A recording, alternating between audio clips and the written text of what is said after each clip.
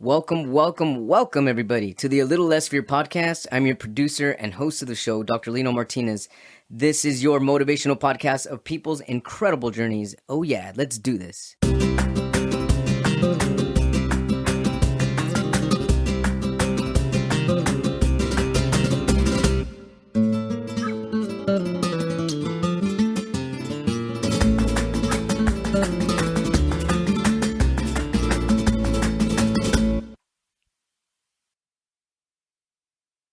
Welcome back, everybody, to the A Little Less Fear podcast. Today, I would love to welcome back Douglas Robbins. We're all looking for more connections, more love, more understanding, and to laugh along the way. He's the author of several books, including Narican, The Cloaked Deception, a science fiction piece about the evolution of souls, and his most recent Baseball Dreams and Bikers, a compilation of 3 stories that delves into the lives of individuals' dreams, family, and unforeseen circumstances. As a writer and as an individual, he seeks deeper truths that are often hidden in plain sight or swept under society's dirty rug. He's also the host of the podcast Den of Discussion. Welcome back, Douglas Robbins. So nice to see you once again. Wait, no, thank you so much for having me. Great to be with you, man. So awesome. So, wow, you have a new book that just came out 2 weeks ago, correct? Yes, sir. On 10/24, yeah. So tell us about this book, this new journey of yours. I mean, what motivated you on this new journey? What's the book about? Let's get into it. Well, let me show you the book because I love the cover. Sometimes I love the covers more than the actual stories, but I love that Baseball cover Dreams too. and Bikers. It's funny, like I've been writing these stories that I had never had intended to put them together.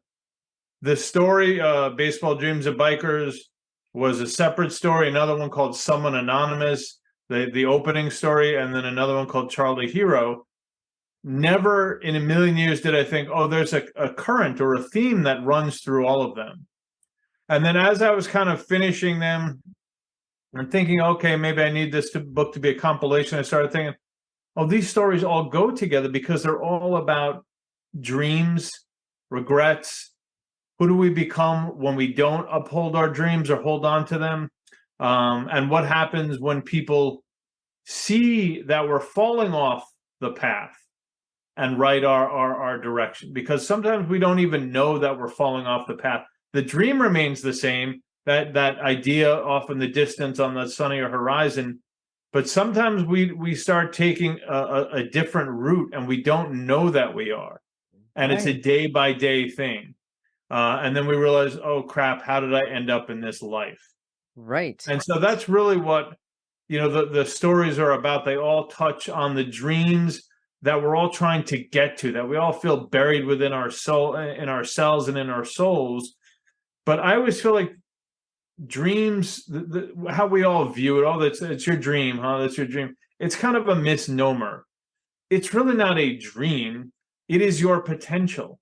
To me, it's like the seed of an oak tree. That's not the dream of the oak tree. That's the potential of the oak tree. The salmon, the cheetah, whatever it might be, that is the consciousness that is trying to come out. So that's really, it sounds heavier than it is, but that's really what it is, the first story. May I continue? Absolutely. Yeah. You can't stop me now, Lena. Yeah, you got me hyped up. And as you're talking, I'm already intertwined here. I'm thinking about what you just said earlier, as far as like dreams, regrets. Who do we become when we don't follow our dreams? And sometimes we don't even know that we fall off the path. And these are excellent questions. These are actually questions that I haven't even asked myself. And I'm a super duper in-depth thinker. Like who are we and who do we become if we don't follow our dreams? And who can we become if we do follow our dreams? We become in pain. That's what we become. We become fearful and in pain, and we're more reactive. People hit our nerves and we go kaboom because we're in pain. Because we chose to hold the pain in higher regard than the love and the fear. Or I shouldn't say the fear, but the uncertainty. And that's what fear replaces. Love is an uncertain thing, right? You're going down a path, or maybe you've met someone. It's uncertain. You don't know if you're going to get hurt or not. So sometimes we close our hearts, right? Right. And when you close your hearts, you're guaranteed to not get the thing you need. but you're guaranteed to get the things you don't want. And so the opening story is called Someone Anonymous, and it's a play on words because people feel like they're someone, but they often feel anonymous. And so it's a group therapy setting. There are 6 individuals and a mediator. And it's really about these people who feel like they're living lies. And they have regrets, or they feel like they built these constructs of lives that there's no room, there's no space for them. They can't breathe in it. They feel like they're suffocating in it. Or they're just all the negative self-talk that's led them into this place because maybe they don't fit the perfect norm of what society tells them they're supposed to be. So it's sort of this process and this series of in a sense, meditations, therapy, sort of like a Tony Robbins type of guru leading it. And, it's that sort of mirror. And I think that's why people are really responding well to it, because it's the mirror that we all see. I'm not good enough. This other person is better than me. Why am I even bothering? All that imposter syndrome. We have it for 1,000 things in our lives. Mm-hmm. I'm not fill in the blank. So that's the first story. And a lot of people are writing me and saying they were weeping reading it, that they've gone to all these type of therapy modalities, and this, really affected them. The second story is called Charlie Hero. It's a lot of these stories are about being seen, right? So Charlie Hero is a 50-year-old man, very innocent soul. He lives and works in New York City at a bookstore. Everybody there is half his age. And he has one self-published book on the back shelf where no one ever goes, basically. And so this woman comes in, this sort of haughty, high-end, high society woman, says, "Where are your bestsellers?"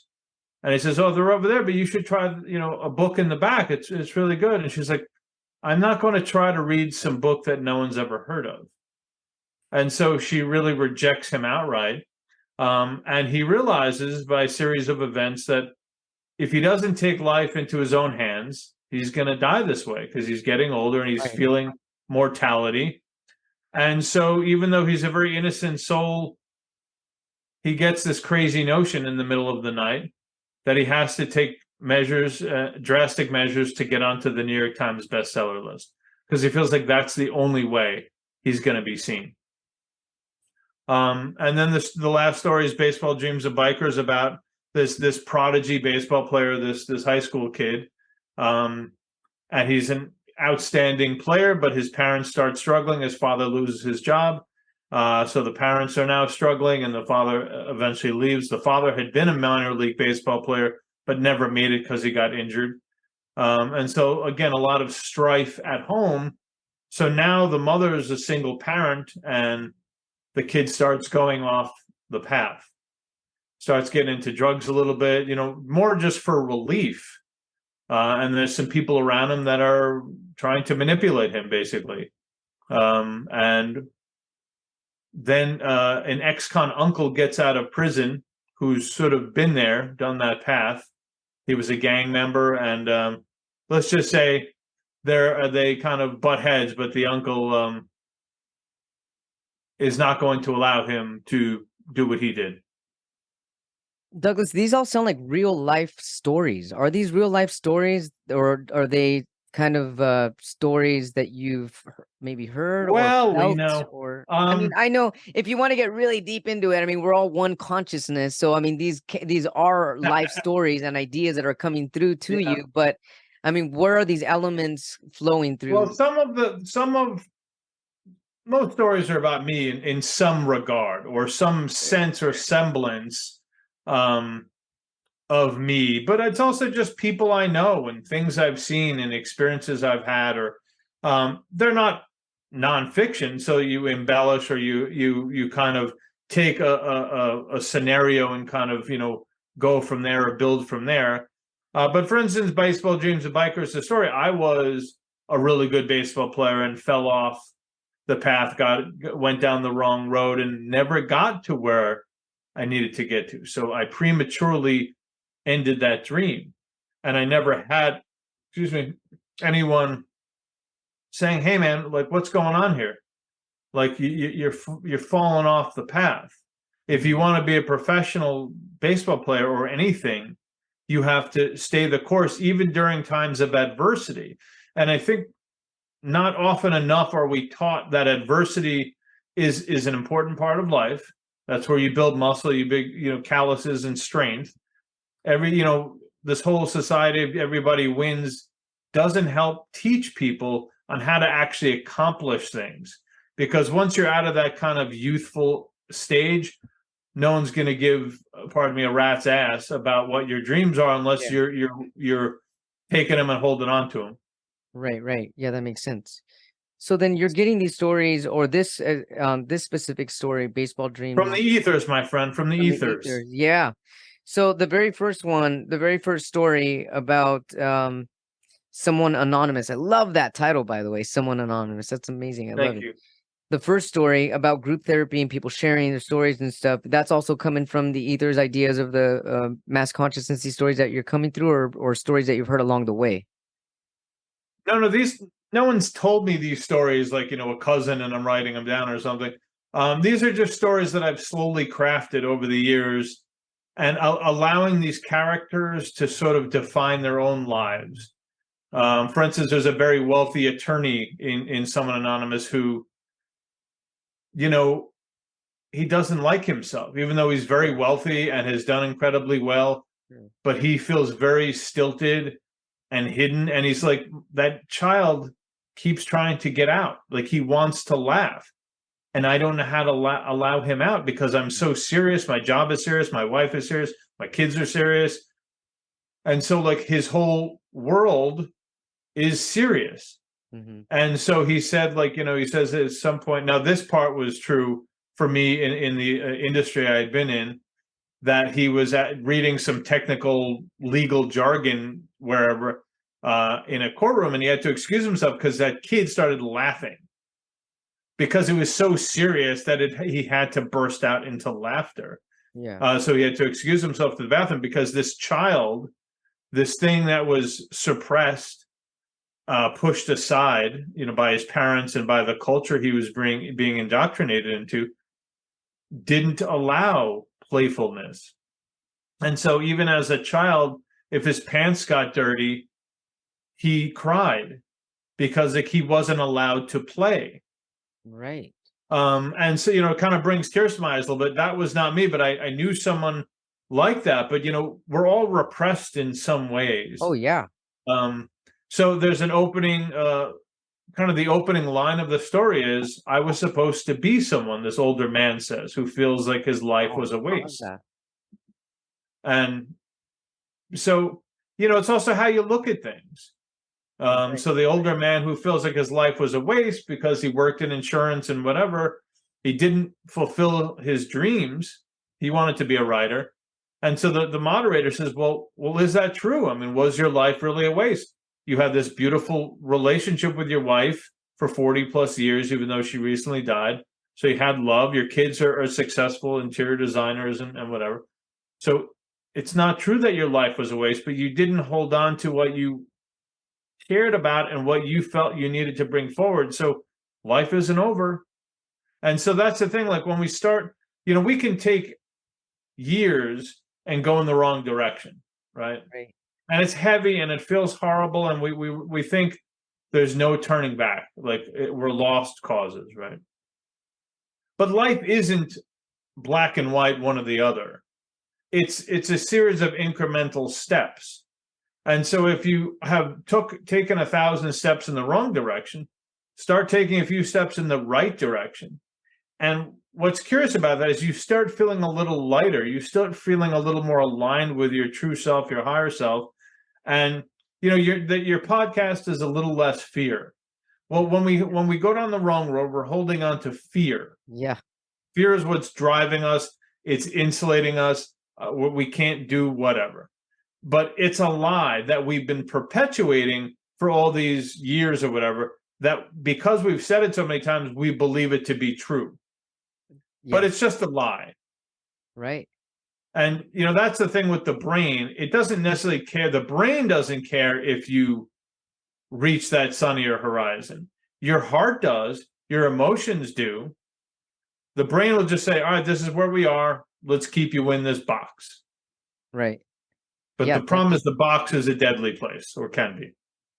especially if you've been telling yourself the same story over and over, over and over, and Absolutely. then all of a sudden that become your new belief, and it's like you get trapped in this cycle that you've created on your own, and you're not even aware that you created it on your own, and you're trapped in your own madness. Yes. This is incredible. I love these stories so far because all these stories are reality, and this is what's really happening to everybody on a global scale. Yeah. And, we talk about mental health a lot, right? Mental health.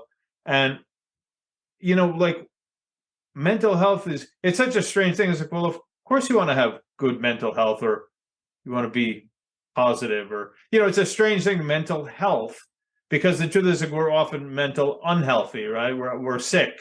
Right. Because we're holding on to these horrible things. We're trying to escape into social media to find that reflection, to find that piece of ourselves. You ain't going to find it there. And then the news is so, invasive, and you feel powerless, and it's so divisive and angry, and you just feel like, oh my God, life is I can't compete with all this. But when you stop doing all that and disconnect a little bit and go to nature and read positive things and listen to positive podcasts and put positive things into your head, that mental health changes. It starts changing. The neuroplasticity of the brain starts changing. I don't know if, I'm sure you know of Joe Dispenza. Yeah, absolutely. And so he's brilliant. So he says, look, your past is so familiar, meaning you're just repeating yourself. Yeah. And it becomes a predictable future. Of course it does, because if you're saying the same things every day, you're going to have the same results. Yeah. But the only place to change is now. That's how you change, is, as he calls it, the sweet spot of the present moment. And that's exactly where change happens. It's not going to happen yesterday, and it's not going to happen tomorrow or even 5 hours from now. It's going to happen right here in the present moment as we are speaking and then thinking in the current moment. Yeah. You know what? You said something interesting right now, Douglas. You said disconnect and go to nature. It's so interesting that how that makes sense, but also it seems so backwards. We should connect and go to nature. Nature. Well, connect to nature. Disconnect from the noise. Yeah, disconnect. Exactly. Disconnect from the noise and connect in nature. And that's true connectedness too, because when you connect in nature, you're in the present moment, because nature is not in the past or the future either. It's in the present. Nature is not asking anything of you. Right. It's not saying to be beautiful, or to be an influencer, or to have an amazing Instagram page. It doesn't say to be rich. It doesn't say to have a Lamborghini. It embraces what you are, be what you are in nature, and that's where you bloom. And so that's the thing. It's like we get so tricked that by this consumerism, that we're supposed to buy all this crap and have all this stuff, hanging from our necks, basically, or on our walls.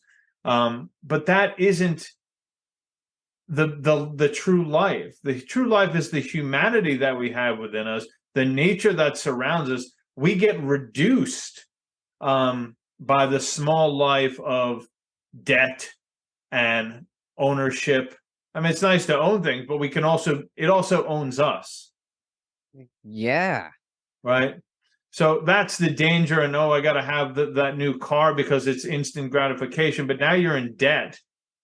So these are really dangerous things, storylines that the brain comes up with, right? Oh, that's going to, satisfy. Well, the car, maybe for a day or two, is going to do that. And then something else is going to come along and go, I need that too. Nature is never like that. And when you have friends and you're laughing and you're in bliss, you are never wanting of anything. That's so true. And that's absolutely true, because that's the truth about joy. Joy doesn't ask for anything else, and joy doesn't want more. Joy is joy. And joy is in the present moment. That's so amazing. Right. I love it. Yeah. And so if we seek that out more, that can balance it out a little bit more. But, there's a great line, and I'll never forget it, and I've quoted it 1,000 times. It's an old Jethro Tull line, a prog rock band or progressive rock band.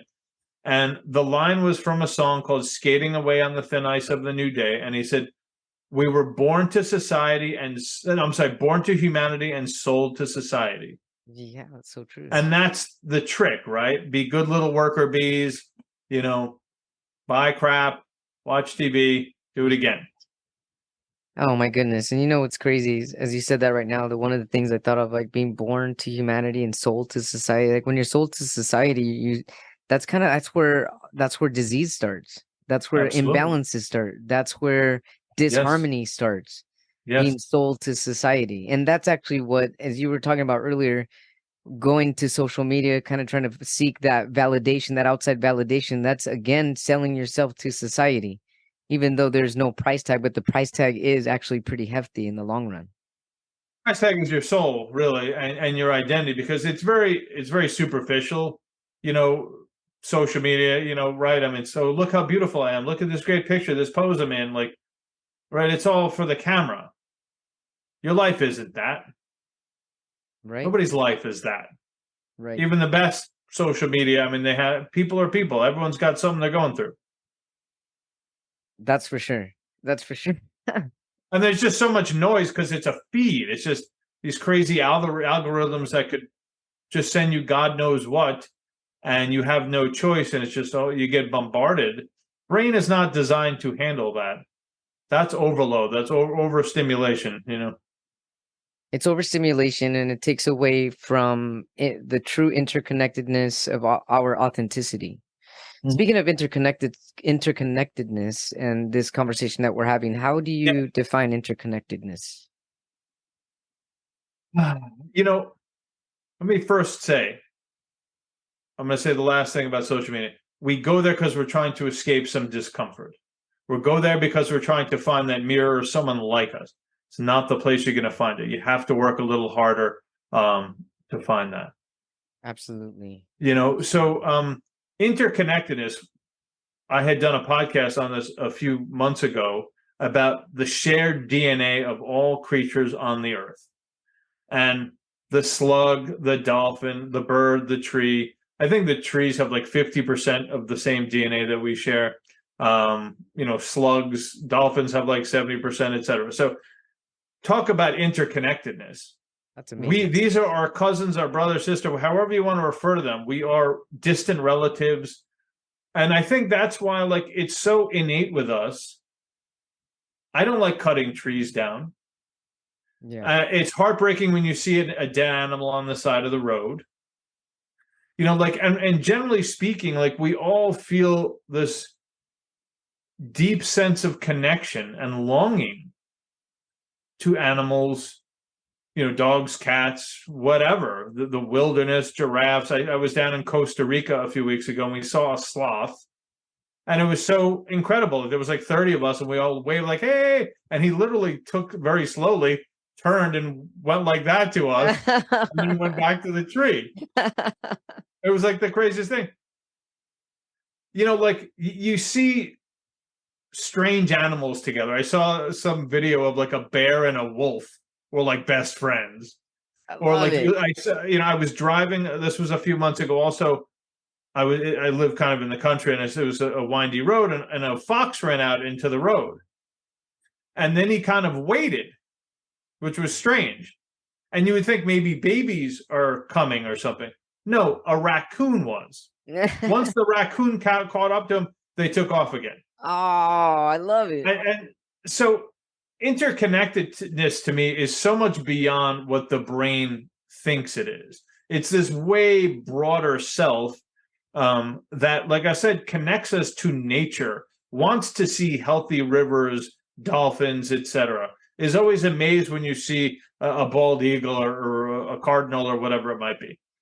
And so similarly to people, I love meeting strangers because strangers have stories. Strangers are people that I don't know. And yet no one is all that different, right? I mean, you Right. might have different beliefs or whatever because how you were brought up or whatever it might be, or religious beliefs or whatever it is. But generally speaking, people still want love. They want Yeah. sharing. They want friendship. They want laughter. They want to take care of their kids. So, like, there's a deeper interconnectedness, that collective, that I think, again, the society and the powers that be, corporations, whatever you want to, assign it to, tries to sort of alienate you from that you don't need friends, you need these blue jeans. You don't need, like a trip to the beach. You need to buy this car because the car means you're cool. Right. But when I'm at the beach, oh, I feel very peaceful. Very peaceful. Oh, me too. I love it. I don't feel peaceful in a car. I agree. There's actually anxiety in the car. Right. That's really incredible. I love how you talked about interconnectedness right now. And then that's why your book is so incredible, because you are interconnected and you see these values in everything that's all around you, nature, people, stories, and you're able to write these stories because you are connected to everything, to everyone. And Thank you. So, yeah, it's incredible. sorry to interrupt you. Go ahead. No, I love that. So it just came to me, so I'm just gonna just bounce off what you're just saying. So I mentioned there's an uncle who gets out of prison, and he was in prison for 10 years, and he's a big tough dude, and he's now living in a trailer. So his sister, his younger sister, and where the son with the high school player, baseball players. So they have about 3 acres. They have a small, house, and he's living now in a trailer behind the house, a few hundred yards behind it. So he hasn't been outside of prison in 10 years. And, when he's first coming out, obviously he's so accustomed to sort of just being a number, a prisoner, and no privacy, no respect. That's his life. And so when he comes back, his sister, he's acting kind of strange, but he's so connected, and he's just, he's outside the Adirondack Mountains. So there's fresh air blowing down. You have the moonlight. You have kind of birds rustling in the brush. You have a bog across the street, and frogs, and so he's just so like captivated by it, and just sitting. So all he really wants to do is kind of be there and sitting, and that starts giving him back his sort of identity. Yeah. That identity, once again, that was sort of pushed aside by all the noise of the world and all the bad things he did, and just to sit out there and be quiet. And again, no one's asking him, but more importantly, no one is judging him. I love how you said this right now, that nobody's judging him and that he's sitting out there and not really thinking about the bad things that he did. And that's actually what nature and being in the present moment with life does. It's very pure in nature. And when you're pure in nature, you're pure with nature, and that enables you to really see your true self and not embellish in the stuff that you did or the bad stuff, because ultimately we're not that bad stuff. We are feeling good in nature because we are that good. Yeah, I mean, he has regrets. I mean, don't get me wrong. He knows he did some bad stuff, but he knows that wasn't all of him. And he knows there's a chance of redemption as well. And that's the beauty of being in nature. It shows you this. Yeah. Because nature, he's willing to sacrifice himself for this kid. I love this. I love that. Tell us a little more. Sacrifice himself for this kid. How so? I don't want to give the whole story. Let's just say he has his own choices he has to make, because the kid's getting involved with a drug dealer, and he's starting to take drugs, and the drug dealer is starting him on some light stuff, but the drug dealer sort of is a bad guy. Okay. And he's going to start, he wants to hook this kid. Alrighty. So we'll leave it at that.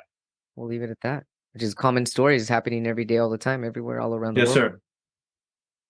Thanks for that. Hey, so why did you title the book "Baseball Dreams and Bikers"? I love that. I love that. It's for people that can't see, since this is also on YouTube. The cover of the book is like a newspaper article, and it says, does that say the Douglas? What does it say? The Dublin Post up at the very top?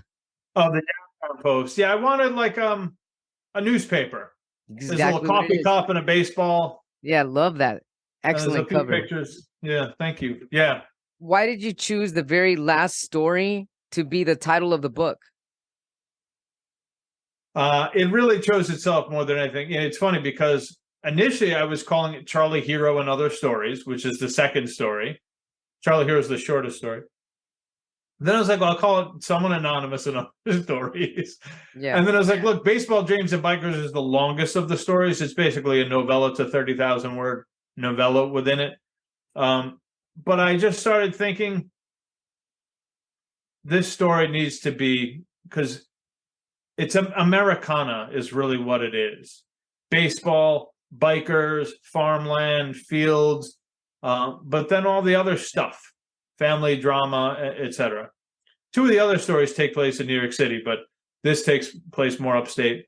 That just kind of called out to me because I thought it was such an interesting juxtaposition: baseball dreams and bikers. I love it. Two things you wouldn't necessarily put together. No, no. Right.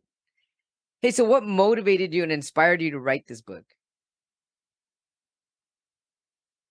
Well, again, I did not write this as a book. I did not write these stories to be in this book as one compilation.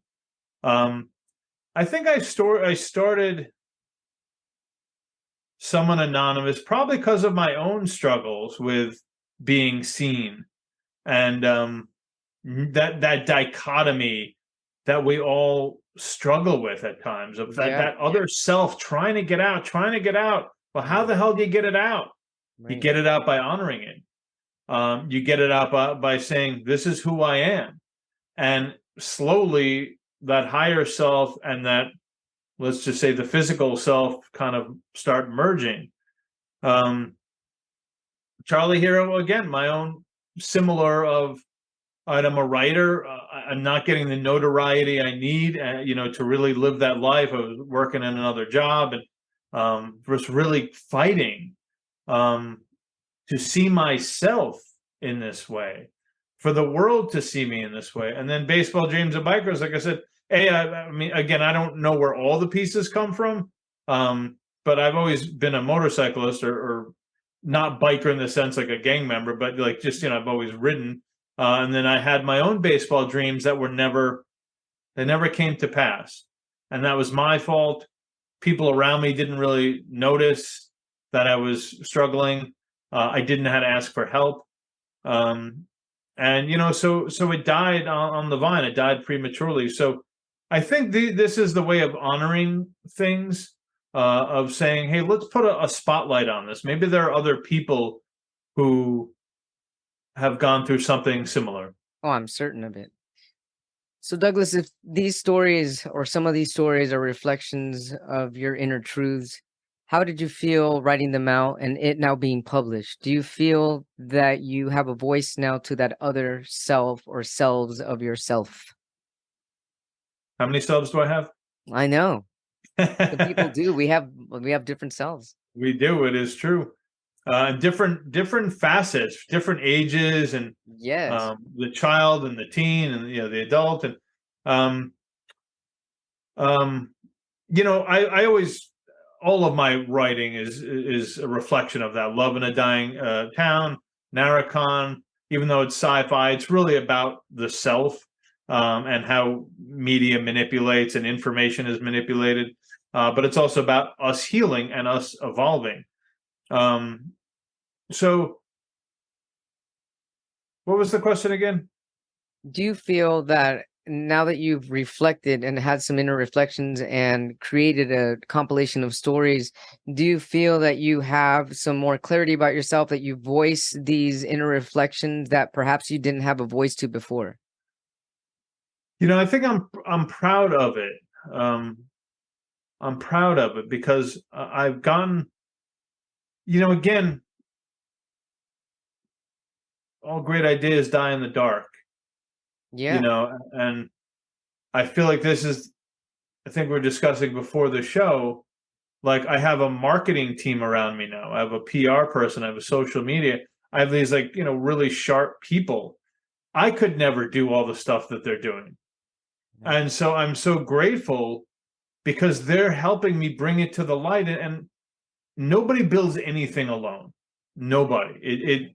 It takes a village without a doubt. And so I'm really grateful because I've had this burning sense forever that I need to get this information out, because this is part of how I, in my small piece, affect humanity and affect choices and affect others. And part of the whole writing thing is I don't want people to feel alone. I have felt very alone in this life sometimes, and sometimes a good story or whatever, a writer, or whatever it might be, music, lyrics, you don't feel alone. And I think because of that, that gives us just the strength to say, I'm not alone. Talk about interconnectedness. I might not even know you and we could be interconnected, and vice versa. I might be listening to your music for 20 years and it's kept me going, and you don't even know who the hell I am, and it doesn't matter. There's interconnectedness. It doesn't even need to be something we're conscious of, but that's the deeper beauty of connecting with people, is we are similar. And yeah, it's not for everybody, but there are, I guarantee, millions of people that would connect to this, and or millions of times I would connect to something else. And this is the beauty of that deeper humanity. I love that, Douglas. Definitely. I mean, a lot of people feel alone without feeling that sense of interconnectedness. And you revealing a lot It's a of these terrible stories. feeling. Terrible It is. feeling. It's an awful feeling. It's an awful feeling. And I hear it often, more often than not. People feel lonely. They feel lonely. I They think feel that lonely. is our society. The design of our society is that. And that's why people start taking their own lives, because they feel life is worthless and futile. But if you lived in a different, let's say, indigenous type of society, or maybe you're in a tribe of some sort, and everyone plays a role, and everyone talk about interconnectedness because you need it to survive. That is very hard to be in a dark place, because there is meaning So to your true. life. So true. I never thought of it that way. And everybody's working together as a huge family. Right. There's no time to feel alone at that moment. No, Especially if it's for there is survival. no loneliness. Right. I love this. I love that, Douglas. And so overall, the biggest takeaway of your book, or at least one of the biggest takeaway, is that you're not alone, and that people all have similar pains and sufferings, and that there's stories to grow from and expand from everything that you've gone through in your life, even if you don't follow that dream that you initially had. The biggest takeaway for me is that we are all potential. I love that. We are all potential. And the beauty of your beauty, my beauty, whomever's beauty, listener's beauty, is that potential. That is where glory is. That is where joy is. That is where celebration is. We are not all the same. We do not want all the same things, in that I did not want to be an astronaut or a fireman or something. Maybe you did, or maybe, whatever it is.